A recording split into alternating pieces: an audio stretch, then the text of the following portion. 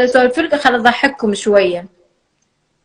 هذا المشهد اللي بالسياره اللي اني وعذراء وهيثم، اني قاعده لي ورا وهيثم يسوق وعذراء لي قدام، فعذراء من تقول الجمله مالتها تندار علي هيك لي ورا كلش وتحكي.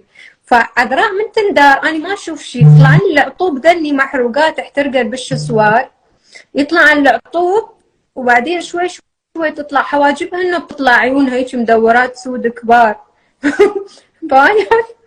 أنا عود بالمشهد عصبية، بس أشوف العطوب مال عذراء طلع من ورا الكوشن أنا موت من الضحك، دمعت من الضحك.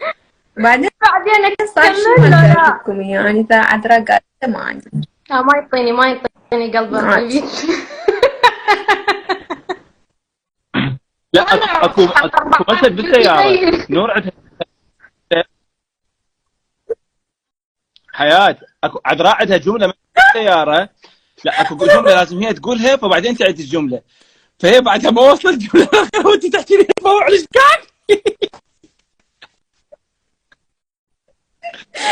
اي هي عندها جملة تقولها وبعدين يلا أنا أحكي، فأني أنسى هاي جملتها رأسا أقول جملتي، فمن نعيد أني تسوي لي أني هيك راح أقول، أنت تستلصمين تسكتين، من أخلص أني أنت هيك تجاوبيني، أنا هيك راح أقول وصلت، أقولها أوكي وصلت، نصور، فأني هم أنسى جملتها أحكي، تطلع لي وعقوبها هيك تباوع لي، وبعدين